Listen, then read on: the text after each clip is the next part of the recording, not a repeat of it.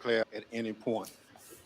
Pursuant to House Deposition Authority Regulation 10, the Chair announces the committee's approval to release the deposition material presented during today's hearing. Good afternoon. When I think about the most basic way to explain the importance of elections in the United States, there's a phrase that always comes to mind. It may sound straightforward, but it's meaningful. We settle our differences at the ballot box. Sometimes my choice prevails, sometimes yours does, but it's that simple. We cast our votes, we count the votes. If something seems off with the results, we can challenge them in court, and then we accept the results. When you're on the losing side, that doesn't mean you have to be happy about it. And in the United States, there's plenty you can do and say so. You can protest, you can organize, you can get ready for the next election to try to make sure your side has a better chance the next time the people settle their differences at the ballot box. But you can't turn violent. You can't try to achieve your desired outcome through force or harassment or intimidation. Any real leader who sees their supporters going down that path, approaching that line, has a responsibility to say, stop. We gave it our best. We came up short. We try again next time, because we settle our differences at the ballot box. On December 14th, 2020, the presidential election was officially over. The Electoral College had cast its vote. Joe Biden was the president-elect of the United States. By that point, many of Donald Trump's supporters were already convinced that the election had been stolen, because that's what Donald Trump had been telling them. So what Donald Trump was required to do in that moment, what would have been required of any American leader, was to say, we did our best and we came up short. He went the opposite way. He seized on the anger he had already stoked among his most loyal supporters, and as they approached the line, he didn't wave them off, he urged them on. Today, the committee will explain how, as a part of his last-ditch effort to overturn the election and block the transfer of power, Donald Trump summoned a mob to Washington, D.C., and ultimately spurred that mob to wage a violent attack on our democracy. Our colleagues, Ms. Murphy of Florida and Mr. Raskin of Maryland, will lay out this story. First, I'm pleased to recognize our distinguished Vice Chair, Ms. Cheney of Wyoming, for any opening comments she'd care to offer. Thank you very much, Mr. Chairman. Our committee did not conduct a hearing last week, but we did conduct an on-the-record interview of President Trump's former White House counsel, Pat Cipollone. Pat Cipollone. If you have watched these hearings, you've heard us call for Mr. Cipollone to come forward to testify. He did. He finally and did. Mr. Cipollone's testimony met our expectations. We will save for our next hearing President Trump's behavior during the violence of January 6th. Today's hearing will take us from December 14th, 2020, when the Electoral College met and certified the results of the 2020 presidential election, up through the morning of January 6th. You will see certain segments of Pat Cipollone's testimony today.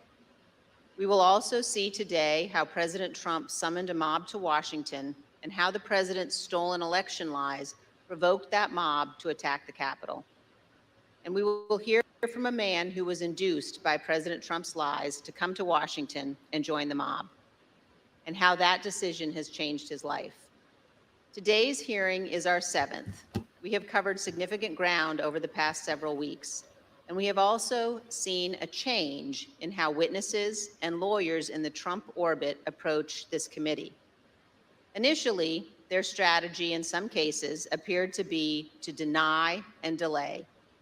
Today, there appears to be a general recognition that the committee has established key facts, including that virtually everyone close to President Trump, His Justice Department officials, his White House advisors, his White House counsel, his campaign, all told him the 2020 election was not stolen.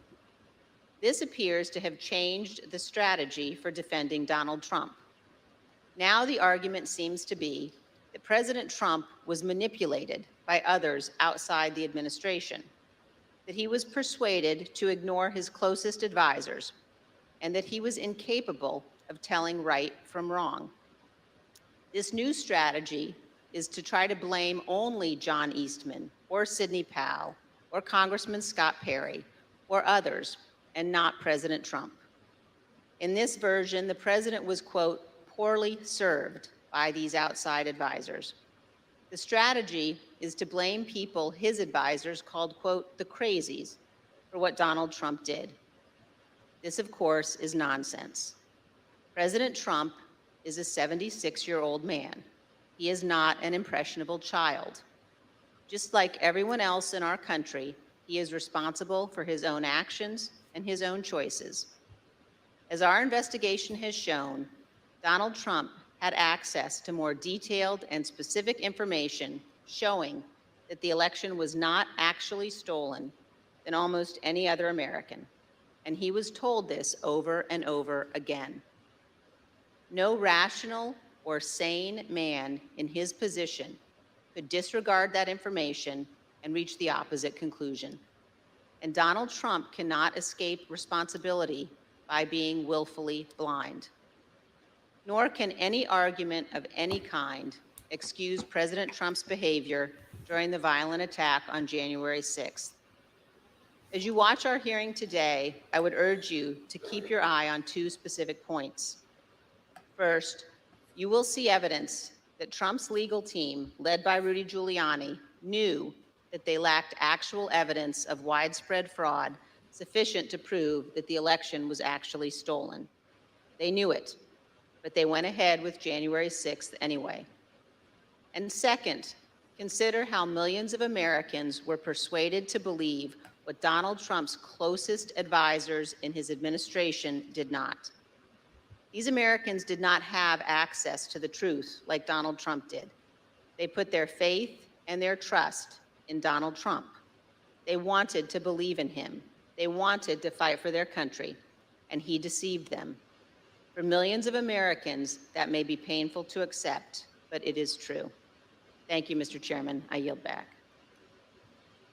Without objection, the chair recognizes the gentlewoman from Florida, Ms. Murphy, and the gentleman from Maryland, Mr. Raskin, for opening statements.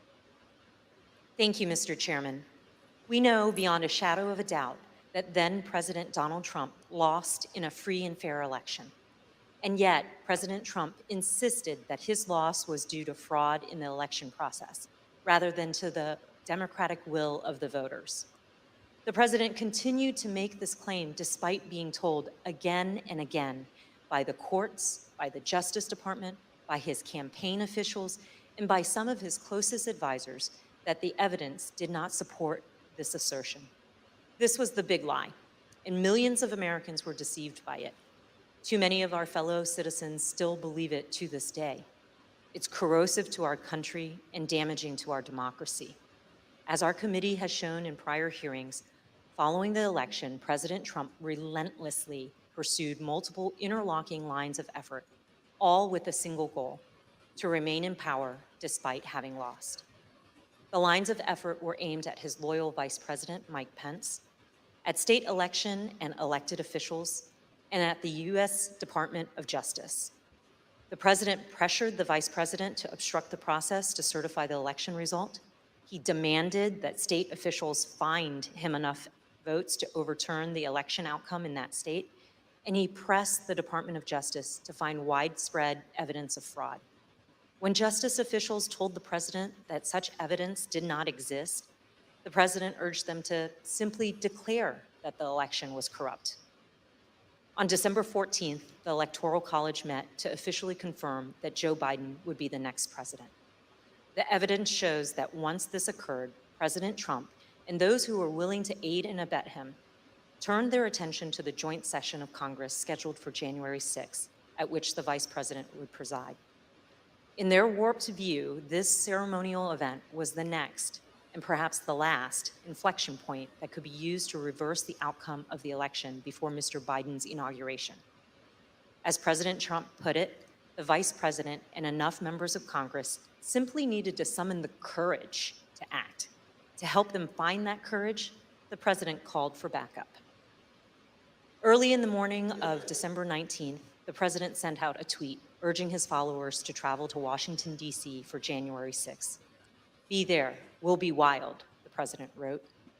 As my colleague, Mr. Raskin, will describe in detail, this tweet served as a call to action, and in some cases, as a call to arms for many of President Trump's most loyal supporters.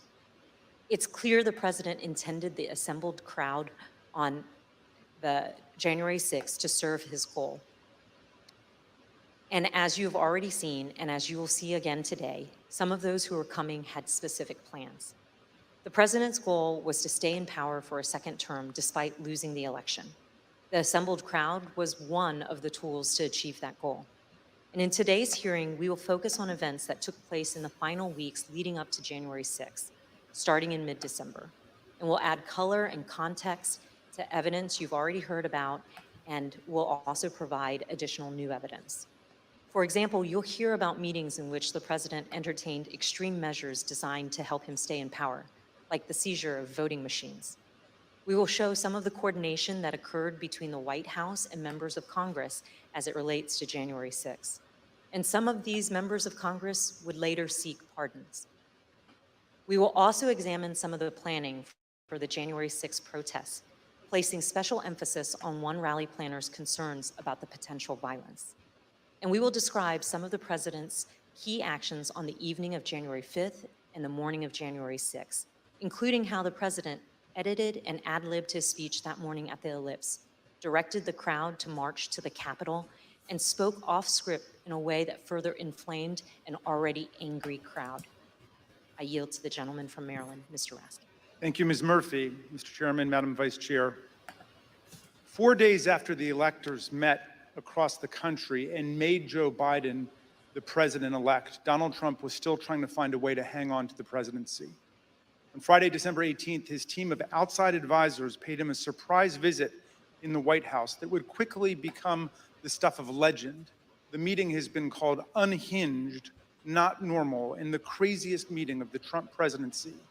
The outside lawyers who'd been involved in dozens of failed lawsuits had lots of theories supporting the big lie, but no evidence to support it. As we will see, however, they brought to the White House a draft executive order that they had prepared for President Trump to further his ends. Specifically, they proposed the immediate mass seizure of state election machines by the U.S. military. The meeting ended after midnight with apparent rejection of that idea.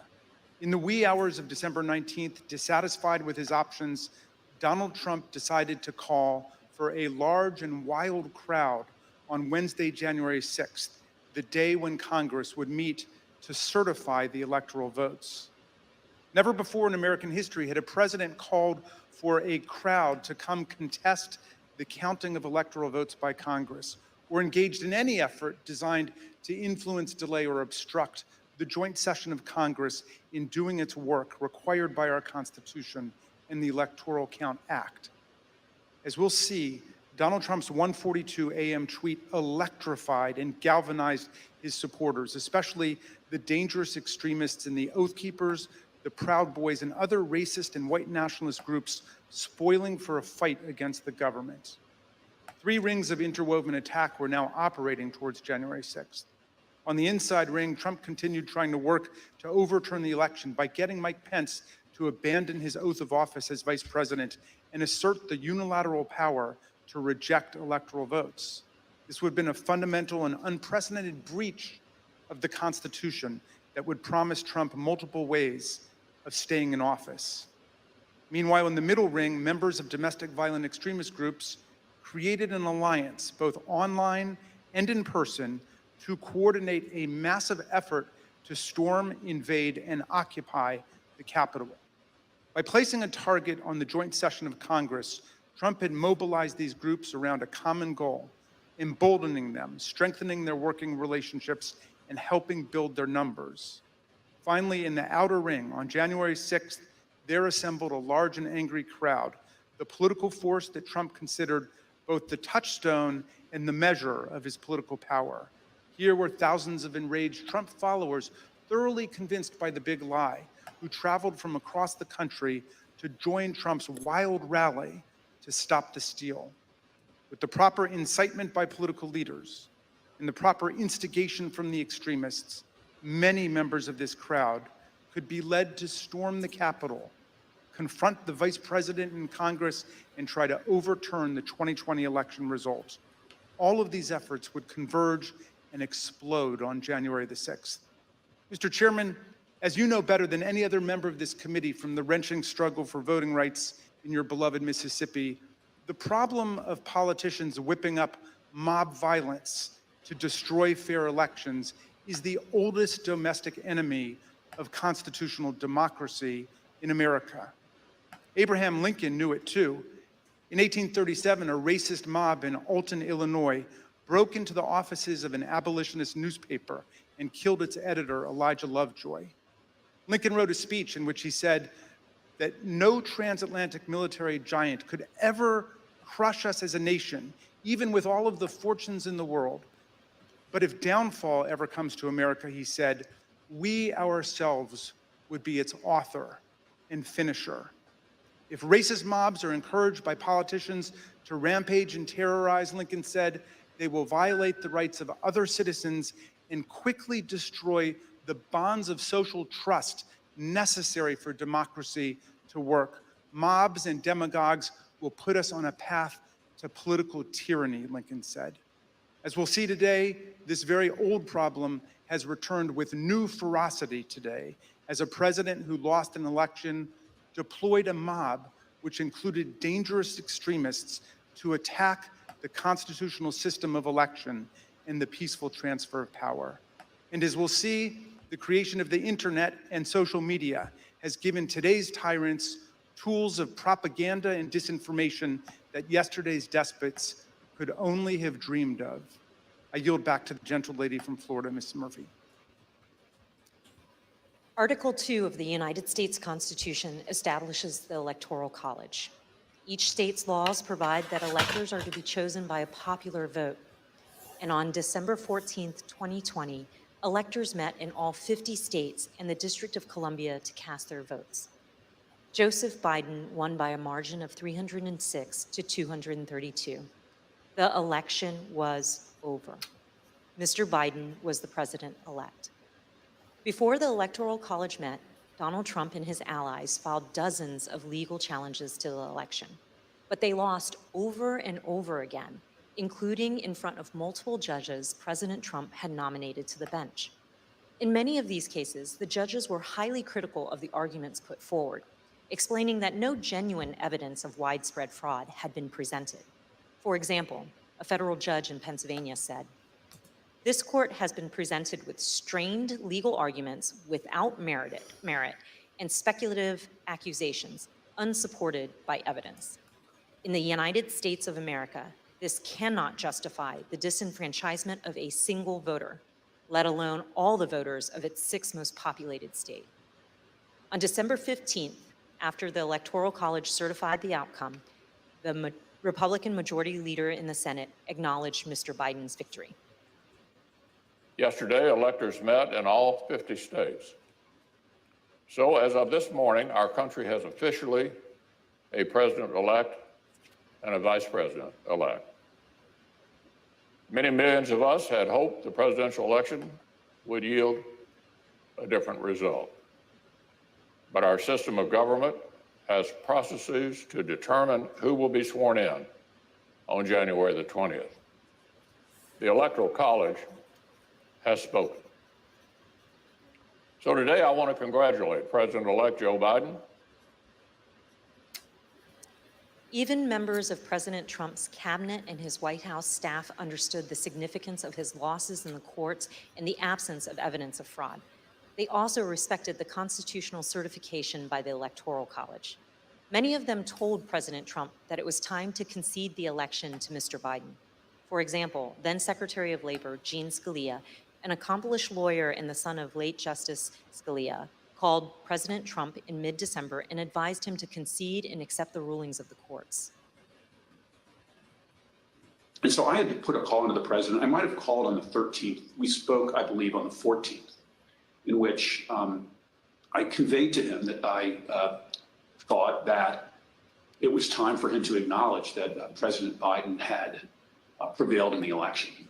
But I communicated to the president that when that legal process is exhausted and when the electors have voted, that's the point at which that outcome needs to be expected. I told him that I did believe, yes, that once those legal processes were run, if fraud had not been established that had affected the outcome of the election, then unfortunately, I believed that what had to be done was concede the outcome. As you've seen in prior hearings, President Trump's Justice Department, his White House staff, and his campaign officials were repeatedly telling him that there was no evidence of fraud sufficient to change the outcome of the election. And last week, we conducted an 8-hour interview with President Trump's White House counsel, Pat Cipollone. You'll see a number of excerpts of that interview today and even more in our next hearing. Mr. Cipollone told us that he agreed with the testimony that there was no evidence of fraud sufficient to overturn the election. I want to start by asking if you agree, Mr. Cipollone, with the conclusions of Matt Morgan and Bill Barr, of all of the individuals who evaluated those claims, that there is no evidence of election fraud sufficient to undermine the outcome in particular. So, yes, I agree with that. And Mr. Cipollone also specifically testified that he believed that Donald Trump should have conceded the election.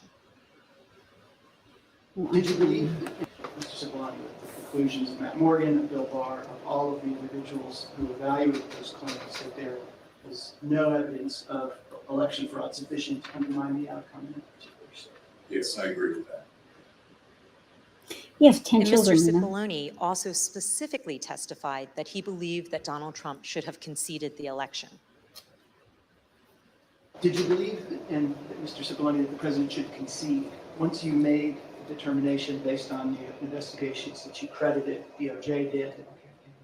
Did you, in your mind, form a belief that the president should concede the election loss at a certain point after the election?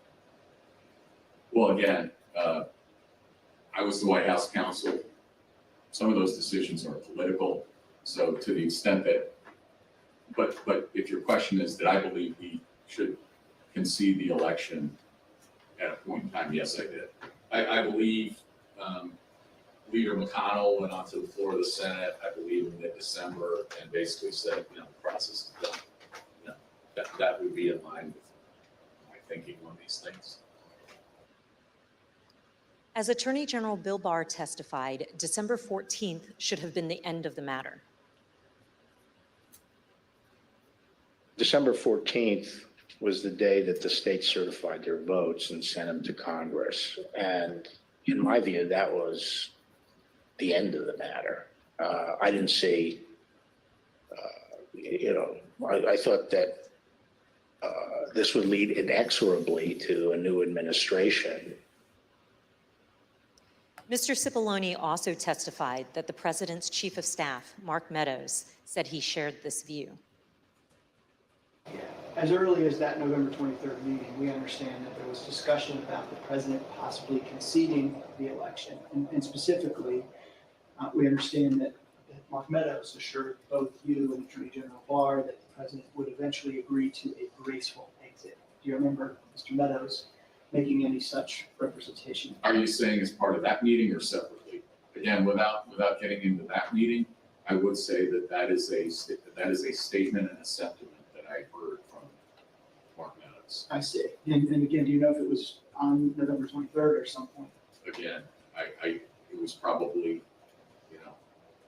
around that time, and it was probably subsequent to that time. It wasn't a one-time statement.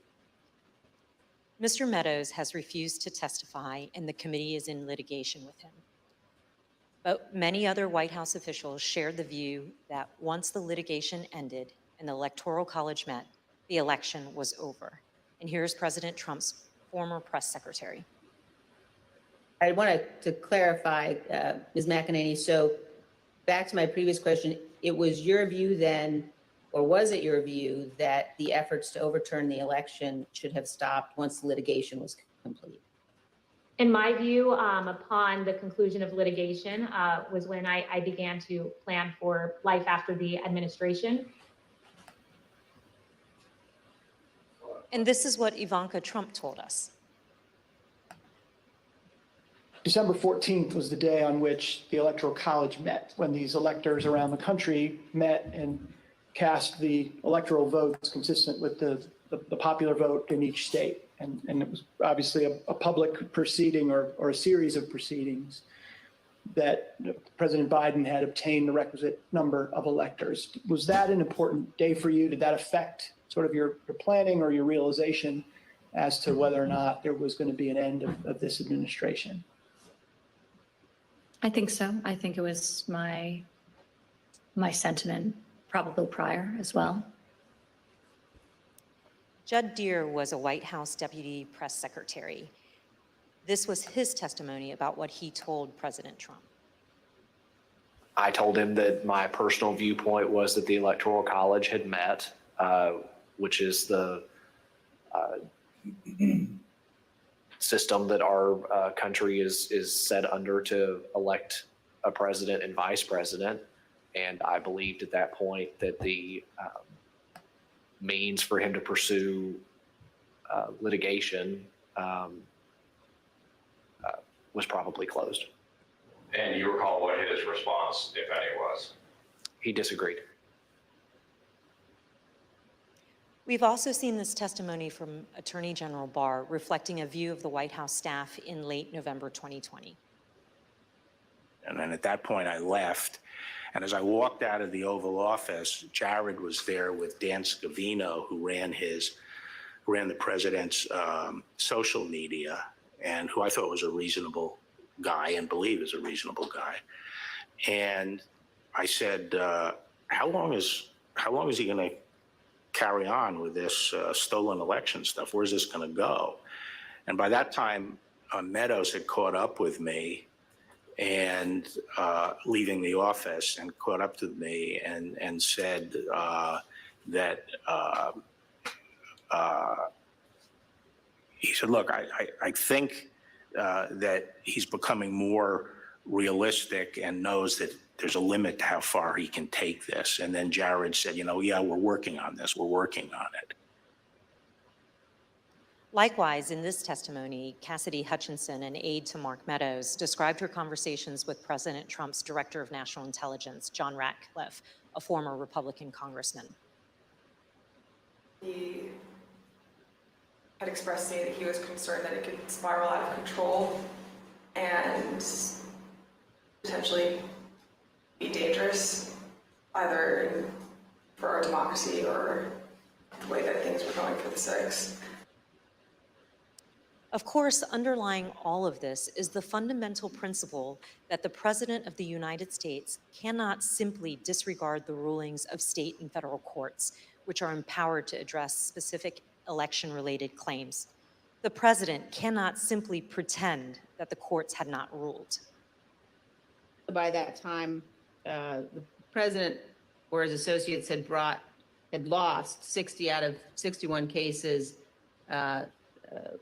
that they had brought to challenge different aspects of the election in a number of states. They lost 60 out of 61 of those cases. So by the time we get to January 3rd, that's been clear. I assume, Pat, that you would agree the president is obligated to abide by the rulings of the courts. Of course. And I assume you also would, Everybody is obligated to abide by rules, of course. and I assume you also would agree the president has a particular obligation to take care that the laws be faithfully executed. That is one of the president's obligations, correct? And do you think he did it in Yet this President instance? Trump disregarded these court rulings and the counsel from his closest advisors and continued his efforts to cling to power. In our prior hearings, you have heard considerable testimony about President Trump's attempts to corruptly pressure Vice President Pence to refuse to count electoral votes, to corrupt the Department of Justice, to pressure state officials and state legislatures, and to create and submit a series of fake electoral slates. Now, we will show you what other actions President Trump was taking between December 14th, 2020 and January 6th. I yield to the gentleman from Maryland, Mr. Raskin. Thank you, Ms. Murphy. Throughout our hearings, you've heard how President Trump made baseless claims that voting machines were being manipulated by foreign powers in the 2020 election. You've also heard Trump's Attorney General, Bill Barr, describe such claims as complete nonsense, which he told the president. Let's review that testimony. I saw absolutely zero basis for the allegations, but they were made in such a sensational way that they obviously were influencing a lot of people, members of the public, that there was this systemic corruption in the system and that their votes didn't count and that these machines controlled by somebody else were actually determining it, which was complete nonsense. And it was being laid out there. And I told them that it was crazy stuff and they were wasting their time on that. And it was doing a grave disservice to the country. We've learned that President Trump's White House counsel agreed with the Department of Justice about this. Attorney General Barr made a public announcement on December 1st, less than a month after the election, that he had seen no suspended fraud, sufficient. Fair to say that by December 1st, you could reach the same. It's fair to say that I agree with Attorney General Barr's conclusion on December 1st. Yes, I did, and I supported that conclusion. However, the strong rejection of the Attorney General and the White House counsel of these claims did not stop the president from trying to press them in public. But that's not all he did. Indeed, as you'll see in this clip, the president asked Attorney General Bill Barr to have the Department of Justice seize voting machines in the states. My recollection is the president said something like, well, we could get to the bottom, some people say we could get to the bottom of this if the department seized the machines. It was a typical way of raising a point. And I said, absolutely not. There's no probable cause, and I'm not going to seize any machines. And that was that. Yeah. But this wasn't the end of the matter. On the evening of December 18th, 2020, Sidney Powell, General Michael Flynn, and others entered the White House for an unplanned meeting with the president, the meeting that would last multiple hours and become hot-blooded and contentious. The executive order behind me on the screen was drafted on December the 16th, just 2 days after the Electoral College vote, by several of the president's outside advisors over a luncheon at the Trump International Hotel. As you can see here, this proposed order directs the Secretary of Defense to seize voting machines, quote, effective immediately. But it goes even further than that. Under the order, President Trump would appoint a special counsel with the power to seize machines and then charge people with crimes with all resources necessary to carry out her duties. The specific plan was to name Sidney Powell as special counsel, the Trump lawyer who had spent the post-election period making outlandish claims about Venezuelan and Chinese interference in the election, among others. Here's what White House counsel Pat Cipollone had to say about Sidney Powell's qualifications to take on such expansive authority. I don't think Sidney Powell would say that I thought it was a good idea to appoint her special counsel. I was vehemently opposed. I didn't think she should have been anything. Sidney Powell told the president that these steps were justified because of her evidence of foreign interference in the 2020 election. However, as we've seen, Trump's allies had no such evidence and, of course, no legal authority for the federal government to seize state voting machines. Here's Mr. Cipollone again denouncing Sidney Powell's terrible idea. There was a real question in my mind and a real concern, particularly after the Attorney General had reached the conclusion that there wasn't sufficient election fraud to change the outcome of the election. When other people kept suggesting that there was. The answer is, what is it? And at some point, you have to put up or shut up. That was my view. Why was this on a broader scale a bad idea for the country? To have the federal government seize voting machines, it's a terrible idea for the country. That's not how we do things in the United States. There's no legal authority to do that. And there is a way to contest elections, that happens all the time. But the idea that the federal government could come in and seize election machines, I don't understand why I would even have to tell you why that's a bad idea. It's a terrible idea. For all of its absurdity, the December 18th meeting was critically important because President Trump got to watch up close for several hours as his White House counsel and other White House lawyers destroyed the baseless factual claims and ridiculous legal arguments being offered by Sidney Powell, Mike Flynn, and others. President Trump now knew all these claims were nonsense, not just from his able White House lawyers, but also from his own Department of Justice officials and indeed his own campaign officials. As White House counsel Pat Cipollone told us, with respect to the whole election fraud issue, that to me, it's sort of, if you're going to make those kind of claims, and people were open to them early on because people were making all sorts of claims, and the real question is, show the evidence, okay?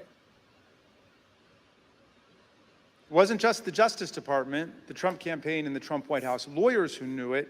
Even Rudy Giuliani's own legal team admitted that they did not have any real evidence of fraud sufficient to change the election result. Here's an email from Rudy Giuliani's lead investigator, Bernie Kerik, on December 28, 2020, to Chief of Staff Mark Meadows. Mr. Kerik did not mince any words. We can do all the investigations we want later, but if the president plans on winning, it's the legislators that have to be moved, and this will do just that. Mr. Kerik wanted the president to win. What he didn't say in this email was what he would later tell the Select Committee in a letter that his lawyer wrote to us in November.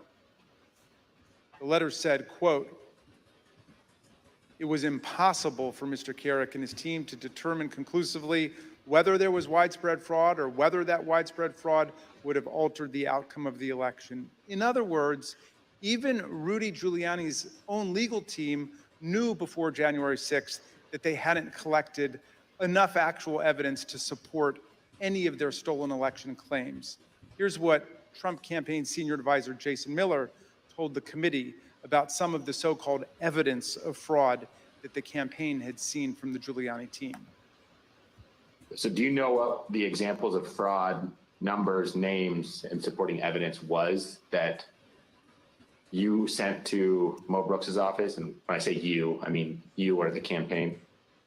There's some very, very general documents as far as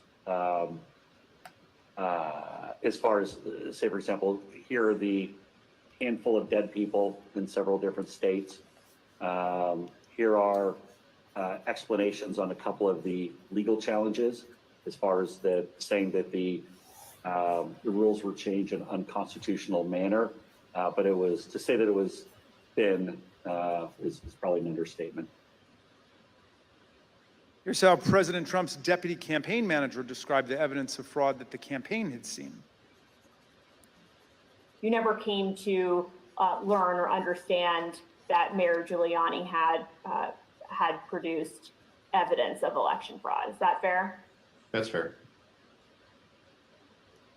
And here's testimony that we received from the Speaker of the Arizona House of Representatives, Rusty Bowers, about an exchange that he had with Rudy Giuliani after the election.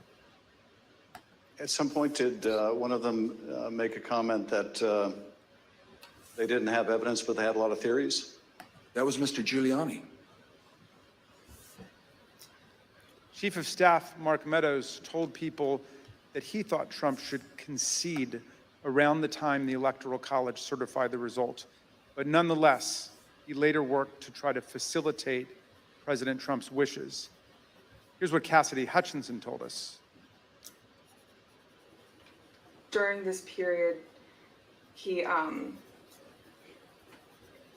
I perceived his goal with all of this to keep Trump in office. He had very seriously and deeply considered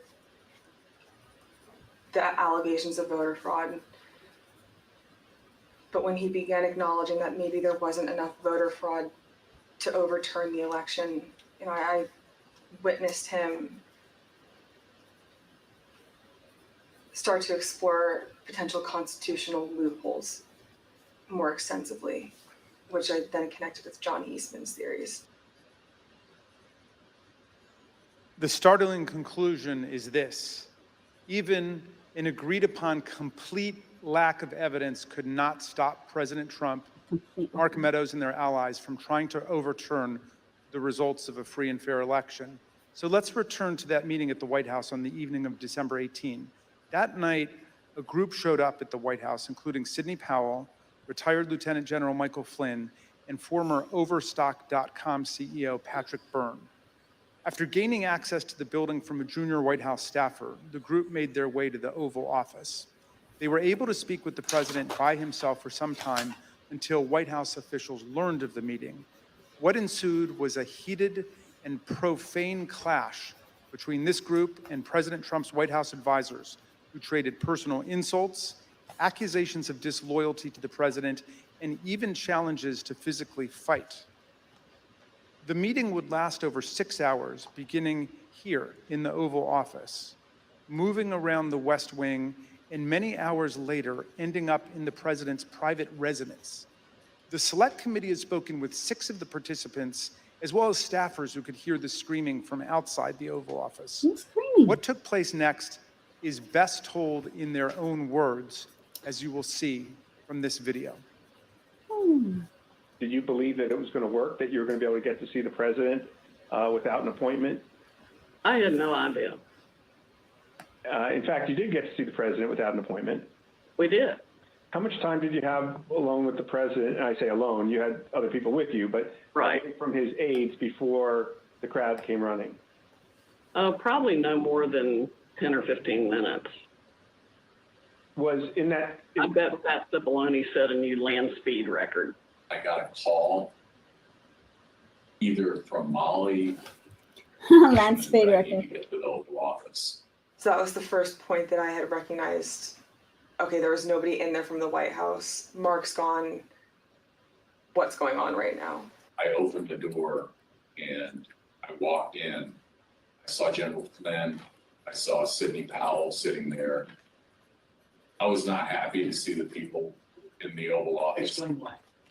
Well, again, I don't think they were providing, well, first of all, the Overstock person, I've never knew who this guy was.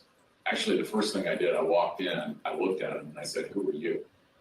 And he told me. I don't think any of these people were providing the president with good advice. And so I didn't understand how they had gotten in. In the short period of time that you had with the president, did he seem receptive to the presentation that you were making? He was very interested in hearing particularly about the CISA finding and the terms of 13848 that apparently nobody else had bothered to inform him of. I was asking, like, you claiming the Democrats were working with Hugo Chavez, Venezuelans, and whomever else. And at one point, General Flynn took out a diagram that supposedly showed IP addresses all over the world, and who was communicating with whom via the machines, and some comment about like Nest thermostats being hooked up to the internet. So it's been reported that during this meeting, Ms. Powell talked about Dominion voting machines and made various election fraud claims that involve foreign countries such as Venezuela, Iran, and China. Is that accurate? Sure. Was the meeting tense? Oh, yeah. It was not a casual meeting. Explain. I mean, at times there were people shouting at each other, hurling insults at each other. It wasn't just sort of people sitting around on the couch, like chit-chatting. Do you recall whether he raised to Ms. Powell the fact that she and the campaign had lost all of the 60 cases that they had brought in litigation? Yes, he raised that. And what was the response? I don't remember what she said. I don't think it was a good response. Cipollone and Hirschman and whoever the other guy was showed nothing but contempt and disdain of the president. Yeah, I remember the three of them were really sort of forcefully attacking me verbally. This is great. Derek, and we were pushing back and we were asking one simple question as a general matter. Where is the evidence? So What response did you get when you asked Ms. Powell and her colleagues, where's the? a variety of responses based on my current recollection, including, can't believe you would say something, things like this, like, what do you mean, where's the evidence? You should know, and things like that, or, a disregard, I would say, a general disregard for the importance of actually backing up, say, with facts. And, then there was discussion of, well, we don't have it now, but we will have it or whatever. I mean, if it had been me sitting in his chair, I would have fired all of them that night and had them escorted out of the building. Derek and I both challenged what she was saying. And she says, well, the judges are corrupt. And I was like, everyone? Every single case that you've done in the country you guys lost, every one of them is corrupt, even the ones we appointed? And I'm being nice. I was much more harsh to her. So one of the other things that's been reported that was said during this meeting was that President Trump told White House lawyers, Mr. Hirschman and Mr. Cipollone, that they weren't offering him any solutions, but Ms. Powell and others were. So why not try what Ms. Powell and others were proposing? Do you remember anything along those lines being said by President Trump? I do. That sounds right. I think that it got to the point where the screaming was completely Trump's the screamer. He would have out enjoyed it. there. I mean, you got people walk in, it was late at night, it had been a long day, and what they were proposing, I thought was nuts. I'm gonna categorically describe it as, you guys are not tough enough. Or maybe I put it another way, you're a bunch of pussies. Excuse the expression. Giuliani, Powell, Patrick Byrne. I'm almost certain the word was used. Flynn screamed at me that I was a quitter and everything, kept on standing up and turning around and screaming at me. And then at a certain point, I had it with him. So I yelled back. Either come over or sit your effing ass back down. The president and the White House team went upstairs Wait, to the residence. Wait. But to the, you guys are not tough enough. Or maybe I put it another way, you're a bunch of pussies. Excuse the expression, but I'm almost certain the word was used. Flynn screamed at me that I was a quitter and kept on standing up and turning around and screaming at me. And then at a certain point, I had it with him. So I yelled back. Either come over or sit your effing ass back down. The president and the White House team went upstairs to the residence, but to the public part of the residence, the big parlor where you can have meetings in the conference room. Oval? They call that the yellow oval? Yes, exactly, the yellow Oval Office. I always called it the upper. And I'm not exactly sure where the Sydney group went. I think maybe the Roosevelt room. And I stayed in the cabinet room, which is kind of cool. I really like that.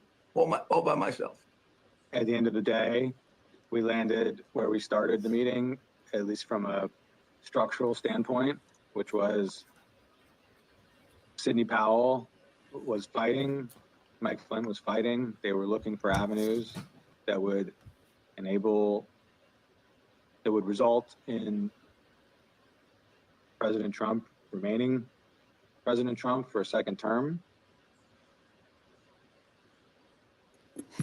The meeting finally ended after midnight. Here are text messages sent by Cassidy Hutchinson during and after the meeting. Ooh. As you can see, Ms. Hutchinson reported that the meeting in the West Wing was unhinged. The meeting finally broke up after midnight during the early morning of December 19. Cassidy Hutchinson captured the moment of Mark Meadows escorting Rudy Giuliani off the White House grounds to, quote, make sure he didn't wander back into the mansion. Certain accounts of this meeting indicate that President Trump actually granted Ms. Powell's security clearance and appointed her to a somewhat ill-defined position of special He counsel. actually appointed her? He asked Pat Cipollone if he had the authority to name me special counsel, and he said yes. And then he asked him if he had the authority to give me whatever security clearance I needed, and Pat Cipollone said yes. And then the president said, okay, I'm naming her that, and I'm giving her security clearance. And then shortly before we left, and it totally blew up, was when Cipollone and/or Hirschman and whoever the other young man was Derek Lyons said, you can name her whatever you want to name her, and no one's going to pay any attention to it. How did he respond? How did the president respond to that? Something like, you see what I deal with this all the time. Over the ensuing days, no further steps were taken to appoint Sidney Powell, but there is some ambiguity about what the president actually said and did during the meeting. Here is how Pat Cipollone described it. I don't know what her understanding of whether she had been appointed, what she had been appointed to. Okay. In my view, she hadn't been appointed to anything and ultimately wasn't appointed to anything because there had to be other steps taken. So that was my view when I left the meeting, but she may have a different view and others may have a different view and the president may. Were any steps taken, including the president himself, telling her she'd been appointed? Again, I'm not going to get into what the president said in the meeting. My recollection is you're not appointed till steps are taken, get the paperwork done, and when I left the meeting, okay, I guess what I'm trying to say is I'm not going to get into what the president said Oh, God. or said he wanted. Mr. Cipollone, when the matter continued to flare up over the next several days, was it your understanding that Sidney Powell was still seeking an appointment, or that she was asserting that she had been appointed by the president at the December 18 meeting? Now that you mention it, probably both. In terms of I think she may have been of the view that she had been appointed and was seeking to, get that done, and that she should be appointed. As you listen to these clips, remember that Ms. Powell, the person who President Trump tried to make special counsel, was ultimately sanctioned by a federal court and sued by Dominion Voting Systems for defamation. Yes. In her own defense to that lawsuit, Sidney Powell argued that, quote, no reasonable person would conclude that the statements were truly statements of fact. Not long after Sidney Powell, General Flynn, and Rudy Giuliani left the White House in the early hours of the morning, President Trump turned away from both his outside advisors' most outlandish and unworkable schemes and his White House counsel's advice to swallow hard and accept the reality of his loss. Instead, Donald Trump issued a tweet that would galvanize his followers, unleash a political firestorm, and change the course of our history as a country. Trump's purpose was to mobilize a crowd. And how do you mobilize a crowd in 2020? With millions of followers on Twitter, President Trump knew exactly how to do it. At 1:42 a.m. on December 19, 2020, shortly after the last participants left the unhinged meeting, Trump sent out the tweet with his explosive invitation. Trump repeated his big lie and claimed it was, quote, statistically impossible to have lost the 2020 election, before calling for a big protest in D.C. on January 6th. Be there, will be wild. Trump supporters responded immediately. Women for America First, a pro-Trump organizing group, had previously applied for a rally permit for January 22nd and 23rd in Washington, D.C., several days after Joe Biden was to be inaugurated. But in the hours after the tweet, they moved their permit to January 6th, 2 weeks before. This rescheduling created the rally where Trump would eventually speak. The next day, Ali Alexander, leader of the Stop the Steal organization and a key mobilizer of Trump supporters, registered wildprotest.com, named after Trump's tweet. Wildprotest.com provided comprehensive information about numerous newly organized protest events in Washington. It included event times, places, speakers, and details on transportation in Washington, D.C. Meanwhile, other key Trump supporters, including far-right media personalities, began promoting the wild protest on January 6th. It's Saturday, December 19th. The year is 2020. And one of the most historic events in American history has just taken place. President Trump, in the early morning hours today, tweeted that he wants the American people to march on Washington, D.C. on January 6, 2021. And now Donald Trump is calling on his supporters to descend on Washington, D.C., January 6th. He is now calling on we, the people, to take action and to show our numbers. We're going to only be saved by millions of Americans moving to Washington, occupying the entire area, if necessary, storming right into the Capitol. You know, we know the rules of engagement. If you have enough people, you can push down any kind of a fence or a wall. This could be Trump's last stand. And it's a time when he has specifically called on his supporters to arrive in D.C. That's something that may actually... Occupying the entire area, if necessary, storming right into the Capitol. You know, we know the rules of engagement.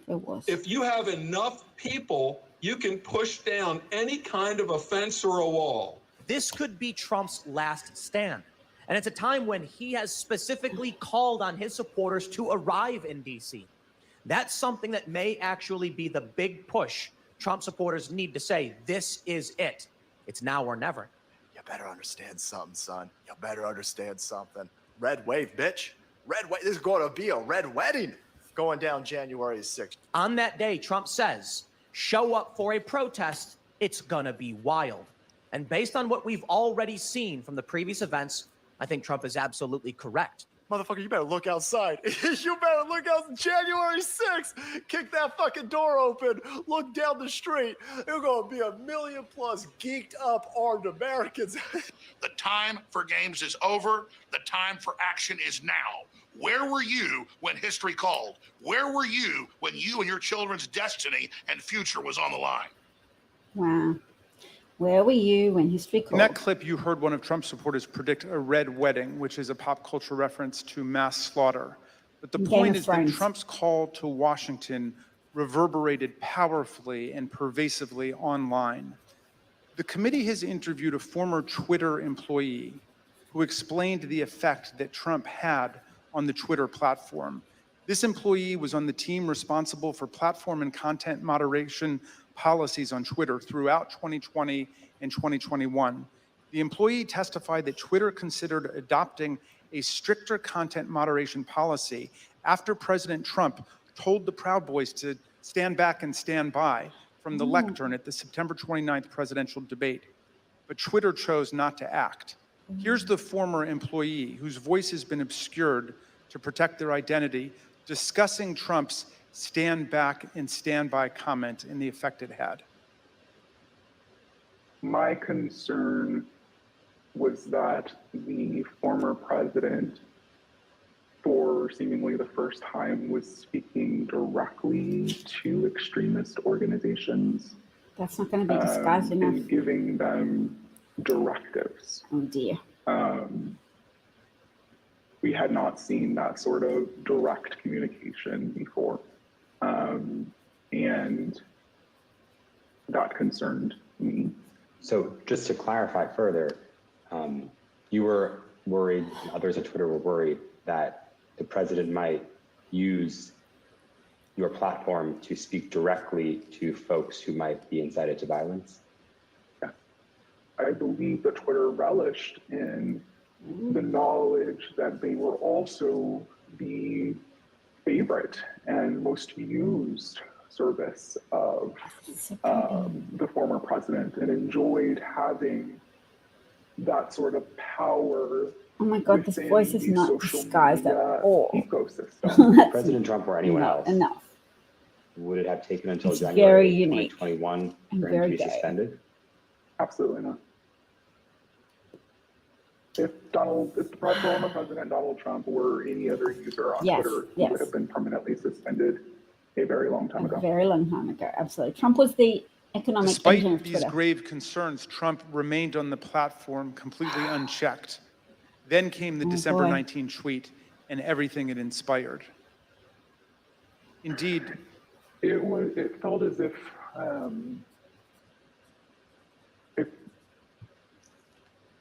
a mob was being organized, and they were gathering together their weaponry and their logic and their reasoning behind why they were prepared to fight prior to December 19th. Again, it was vague. It was non-specific, but very clear that individuals were ready, willing, and able to take up arms. After this tweet on December 19th, again, it became clear not only were these individuals ready and willing, but the leader of their cause was asking them to join him in this cause and in fighting for this cause in DC on January 6th as well.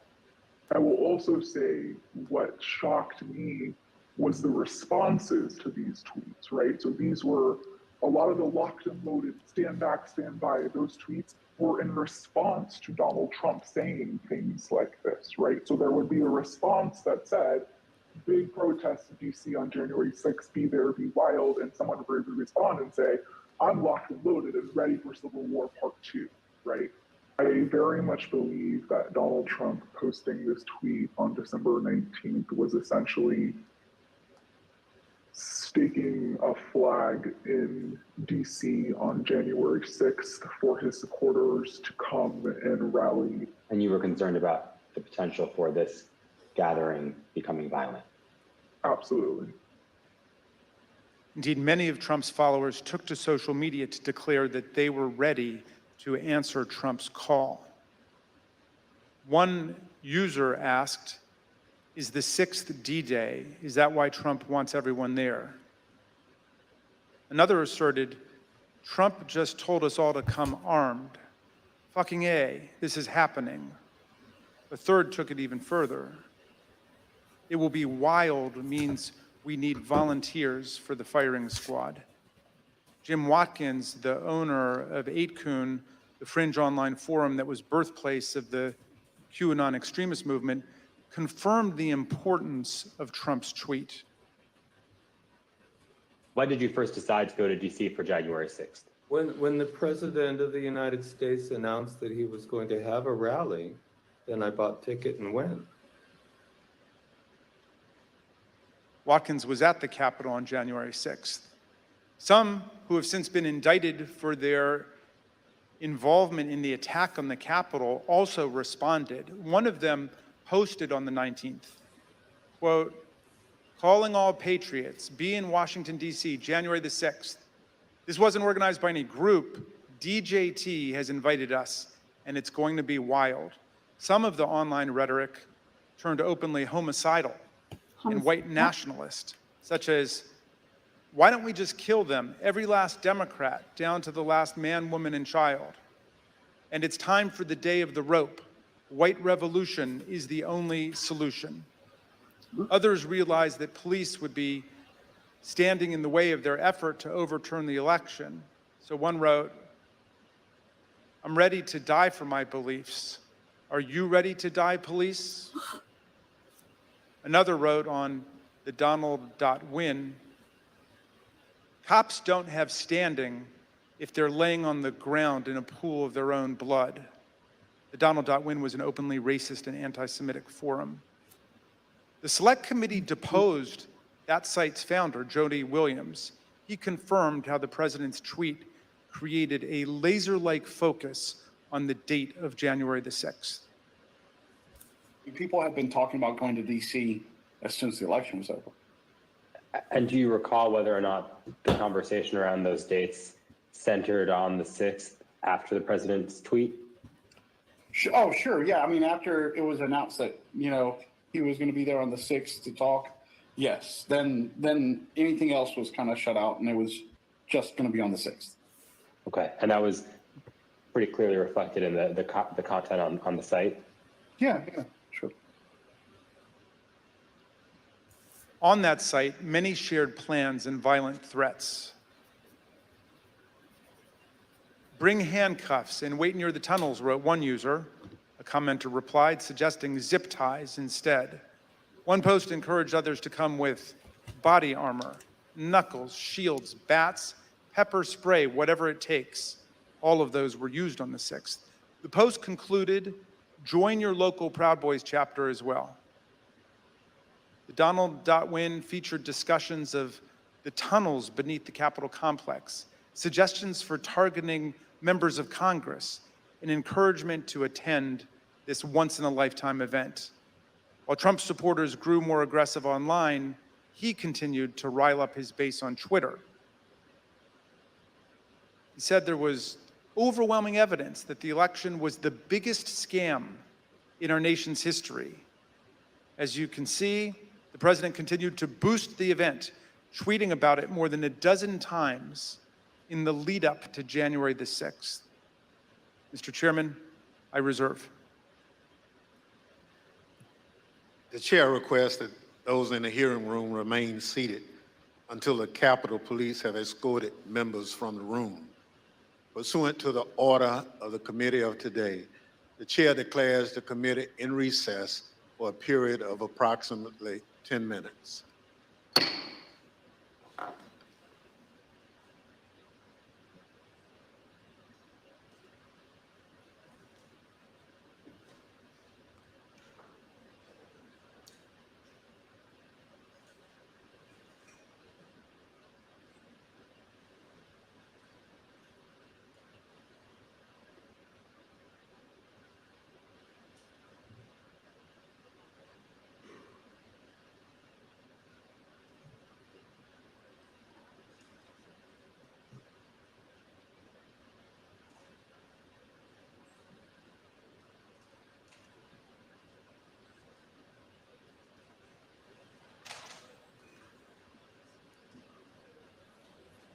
Yeah.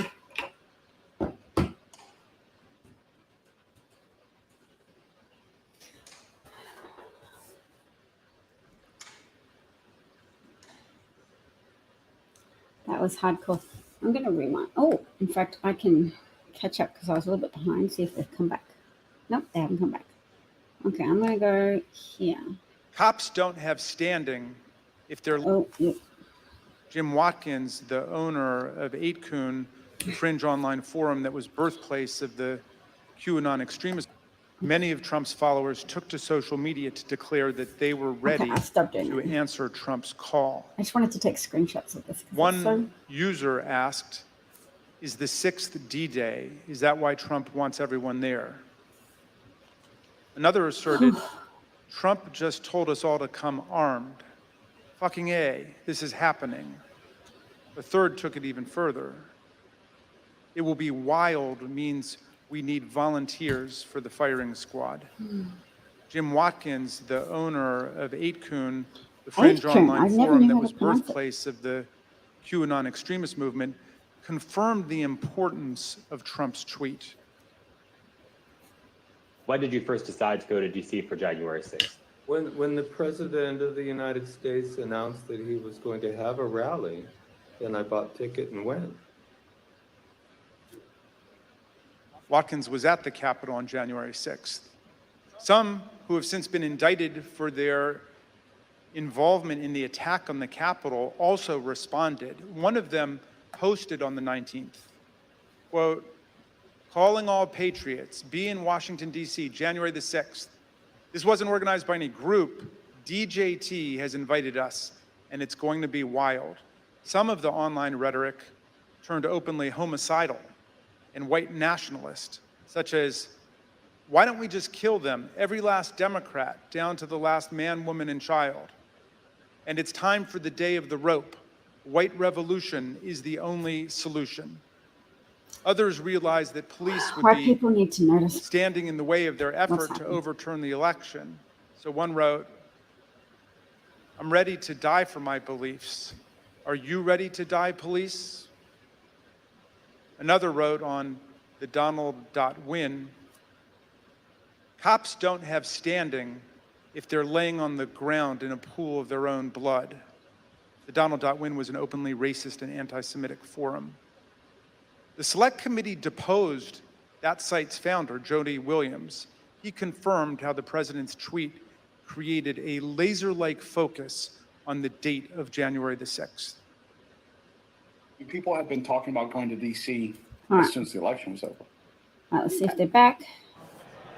Everybody's coming back. I will do a little bit of analysis and chatting. And I will, oops.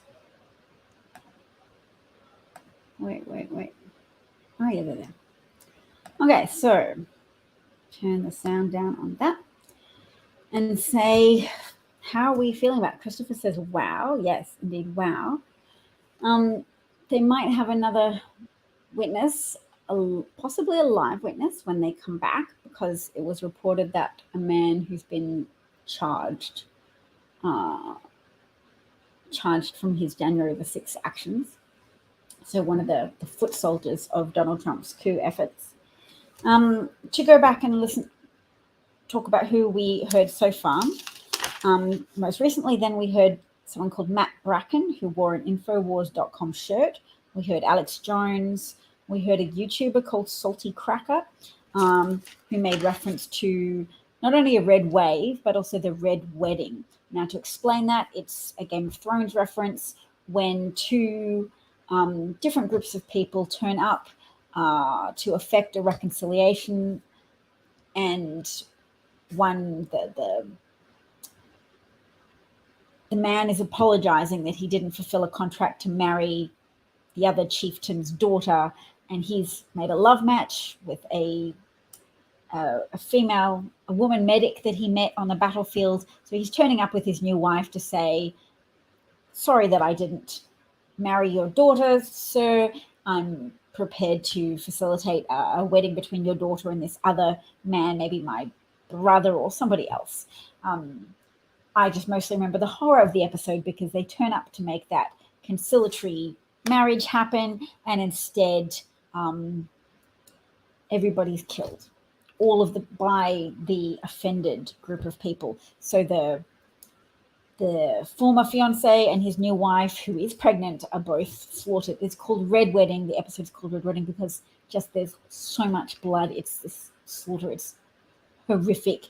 It traumatized a lot of Game of Thrones fans. I think when that episode first aired, I went to it years later, gingerly watching and prepared to watch it through my fingers, which I did, and it was still extremely traumatic to watch fictional characters who you've built up a small or a large attachment to just get brutally slaughtered. And I presume that's suggestive almost of the trauma experienced by United States Capitol Police officers who turned up to do their job in a straightforward manner and were met by an organized mob of Trump supporters who had been whipped into a frenzy by Donald Trump's false and defamatory assertions that Joe Biden's election victory was false and that Democrats, evil, vicious Democrats, had stolen his second term in office for him because, of course, big criminal that he is, could not possibly accept losing the election,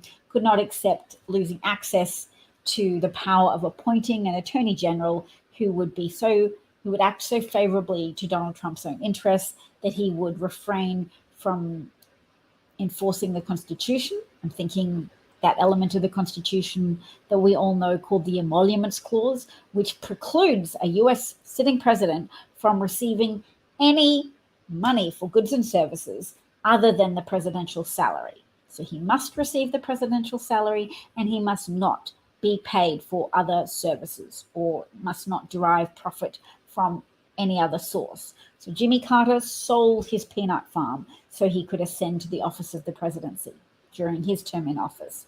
Donald Trump did not sell his businesses. He did not appropriately divest himself from his businesses. He claimed to have turned it all over to his sons, but he clearly maintained a very strong controlling influence at the Trump Organization, and in fact found ways to generate millions and millions of dollars in profit by repeatedly staying at his own properties and charging the US taxpayer money to stay at his properties, and inflated rates to house Secret Service staff members at Donald Trump properties. Inflated rates to ride golf cart buggies around after the president on his own properties. All of which an incredible violation of that element of the Constitution, which was included in the Constitution for a good reason, to try and remove the president from potential sources of corruption, namely financial inducements to organize the affairs of the United States around considerations of personal financial benefit to the president. And that's what Donald Trump did.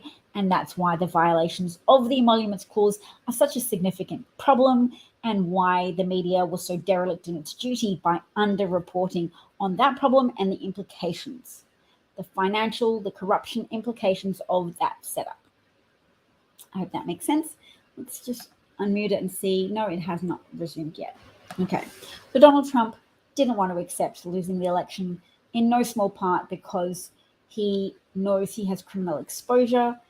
As well as violating the Constitution, he has managed to skirt consequences for violations of white-collar law. He has, I don't want to call it white-collar law, but Donald Trump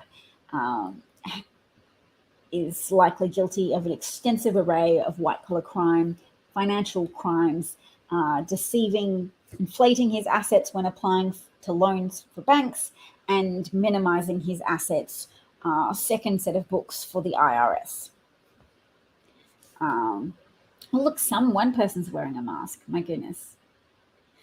There's still a gosh darn pandemic, and it is all small masks amongst the people taking photographs who all have to sit with each other, which is good because it can be hard to do. I really succumb to the embarrassment when I don't center myself in remembering that wearing a mask is to safeguard not only myself but others. I could be an asymptomatic carrier. I don't know. That's why I try to remember to wear a mask. Although when people look at me and I feel out of place, I am very weak in that respect, and I sometimes take my mask off. But I'm working on it.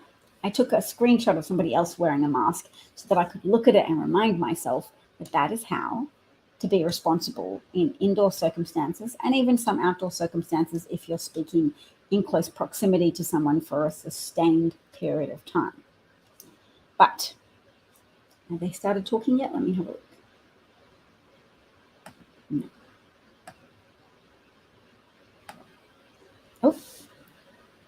Oh, people with tattoos. Oh, the redheaded dude is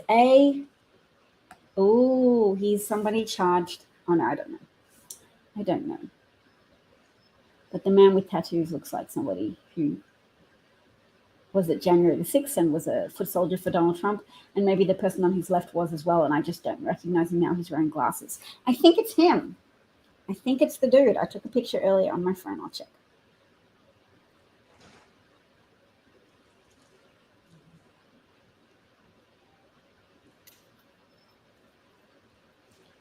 Okay, no, I didn't.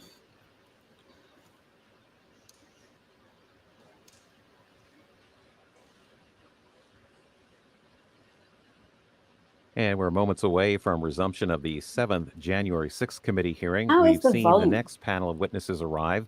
In a couple of minutes, the committee members will all walk in as a group to continue the second part of this hearing, expected to start at 2:20 Eastern. Live coverage here on C-SPAN 3.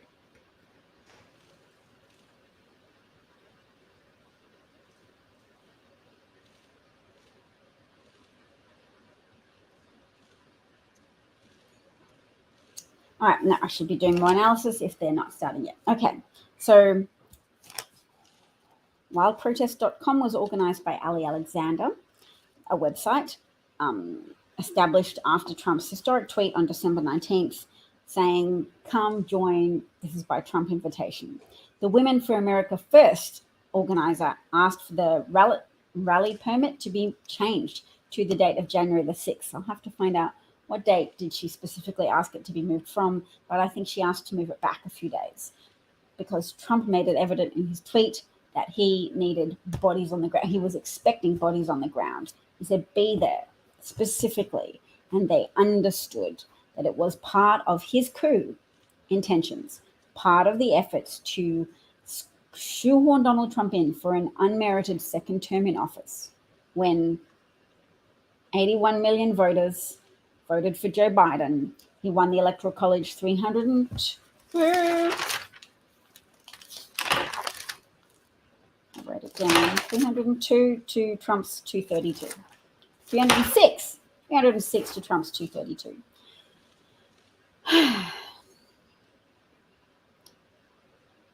Oh, why have I got a C-SPAN ad up? Let's see if I can get rid of the ad. I cannot. That's all right. At least C-SPAN is not a... Look at the good people in masks behind. But it is a very historic moment. I'm glad the witnesses aren't wearing masks. I'm glad they can have their faces seen. It is historic. We are uncovering details of a unprecedented plot to not only attack the Capitol building, not only to attempt to assassinate members of Congress, but to overthrow the American government, to overthrow the duly elected successor to Donald Trump, and to attack elected members of Congress. I'm going to need a drink of water.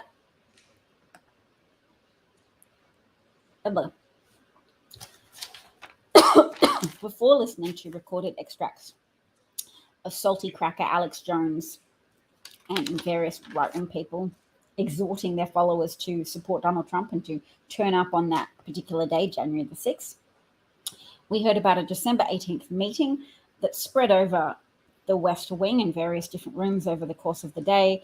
In attendance on the unhinged Republican side were Michael Flynn, Rudy Giuliani, Sidney Powell, and Patrick Byrne, the former CEO of a company called Overstock.com or Overstock.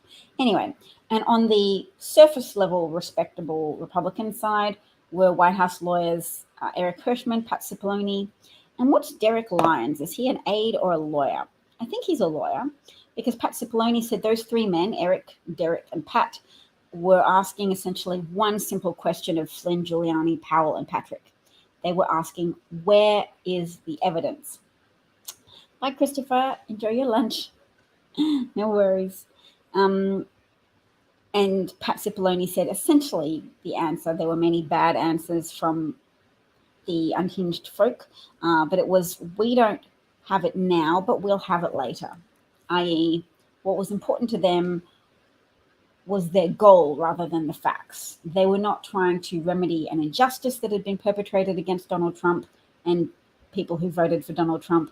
They were just trying to ensure that Donald Trump was able to retain power in the teeth of 81 million votes and 306 electoral college votes, and in the teeth of 60 court cases that had been fought and lost by Trump's support, pro-Trump lawyer Sidney Powell, Rudy Giuliani, etc. The unhinged pro-Trump crowd. Unhinged Republican, unhinged pro-Trump Republicans. Okay. And then, of course, there's a third group, paramilitary pro-Trumpers. Paramilitary pro-Trumpers.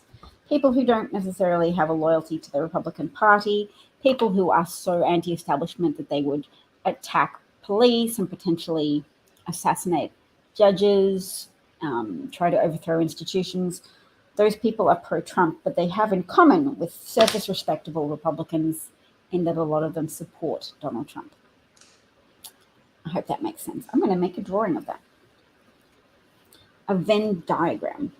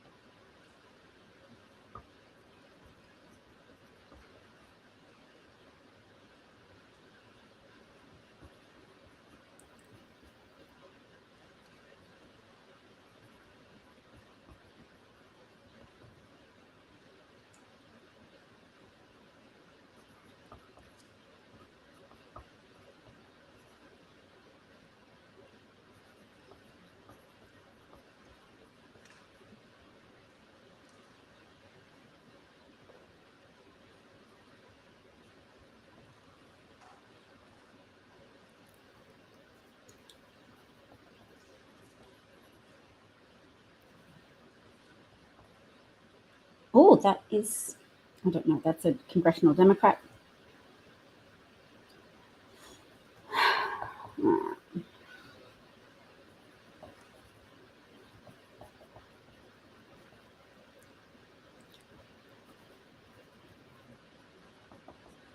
Live coverage of the January 6th committee hearing was expected to resume at 2:20 Eastern. You'll notice that the witnesses are in the room, but the committee members have not yet returned from what was expected to be a 10-minute recess.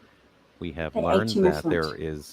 there are some technical issues that they're trying to iron out, but we do expect it to be fixed pretty soon, and then this hearing will resume.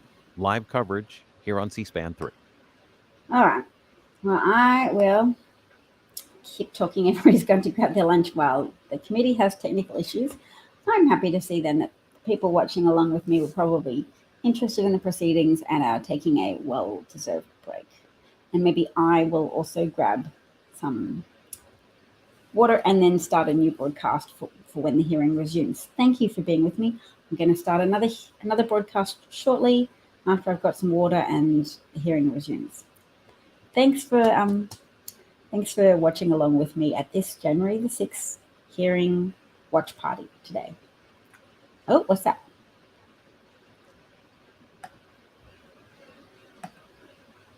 Oh, they're just testing it out?